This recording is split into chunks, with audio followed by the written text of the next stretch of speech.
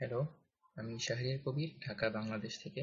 এবং আমি আজকে টিউটোরিয়ালটা করছি উইন্ডোজে কিভাবে জার্মান ল্যাঙ্গুয়েজ প্যাক ব্যবহার করে জার্মান কিবোর্ড লেআউটটা ইউজ করা যায় সেটার উপরে। তো আমার ল্যাপটপে উইন্ডোজ 8.1 ইনস্টল করা আছে, তাই আমি এই অপারেটিং সিস্টেমে আপনাদেরকে টিউটোরিয়ালটা দেখাবো। উইন্ডোজ 7 যারা ব্যবহার করছেন তাদের জন্য পদ্ধতিটা একটু আলাদা, কিন্তু সেটাও আমি টিউটোরিয়ালের মধ্যে বলে দিব, সুতরাং যাদের সে অপারেটিং সিস্টেম আছে তারাও ইচ্ছা করলে টিউটোরিয়ালটা দেখতে পারে। তো শুরুতে যেটা করতে হবে সেটা হলো আমাদের কন্ট্রোল প্যানেলে যেতে হবে। কন্ট্রোল প্যানেলে গিয়ে কন্ট্রোল প্যানেলে সার্চ করতে হবে অ্যাড এ ল্যাঙ্গুয়েজ। এখানে অ্যাড এ ল্যাঙ্গুয়েজ বাটনে ক্লিক করলে আমরা অপশন পেয়ে যাব অ্যাড এ ল্যাঙ্গুয়েজ। তো উইন্ডোজ 7-এ অ্যাড এ ল্যাঙ্গুয়েজ অপশনটা যদি না পাওয়া যায় তাহলে আপনারা যেটাতে ক্লিক করবেন সেটা হলো রিজিয়ন অ্যান্ড ল্যাঙ্গুয়েজ। সেখান থেকে যেতে হবে কিবোর্ড অ্যান্ড ল্যাঙ্গুয়েজ এই ট্যাবে। সেখান থেকে আপনারা যেতে পারবেন চেঞ্জ কিবোর্ড এই অপশনটাতে, এবং সেখানে আপনারা দেখতে পারবেন যে সেখানে আপনাদের জন্য অ্যাড নামে একটা বাটন দেওয়া আছে। উইন্ডোজ 8 এবং 8.1-এ সম্ভবত এত ঝামেলা করতে হয় না।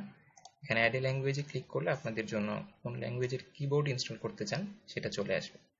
তো আমরা সেখানে জিতে গেলে দেখতে পাবো যে জার্মান ল্যাঙ্গুয়েজ কিবোর্ডটা দেওয়া আছে। জার্মানের আবার যেহেতু বিভিন্ন দেশে বিভিন্ন রকম জার্মান ব্যবহার করা হয়, তাই সেখানে আরও কয়েকটা দেশের জার্মান ভাষার ল্যাঙ্গুয়েজটা দেওয়া। তো আমরা জার্মানি এই অপশনটা সিলেক্ট করে অ্যাড করে দিই। তো কিছুক্ষণের মধ্যে আমাদের কম্পিউটারে জার্মান ল্যাঙ্গুয়েজ কিবোর্ডটা চলে আসবে।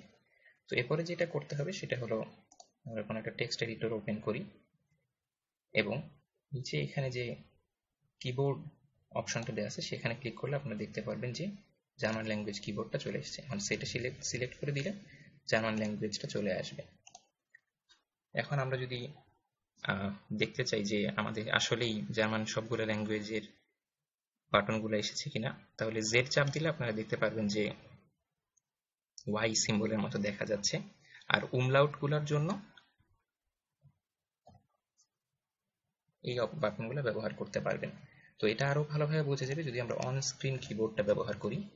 আপনারা আপনাদের কি কম্পিউটার অন স্ক্রিন কিবোর্ডটা অন করলে দেখতে পারবেন যে আপনাদেরটাতেও জার্মান ভাষার কিবোর্ডটা চলে এসেছে। সুতরাং আপনি ইচ্ছা করলে এটা থেকেও আপনাদের সিম্বলগুলো ব্যবহার করতে পারবেন। তো খুব সহজেই জার্মান ল্যাঙ্গুয়েজ কিবোর্ডটা ইনস্টল করা যায়। আশা করি আপনাদের জন্য এটা কাজে লাগবে। সবাইকে ধন্যবাদ।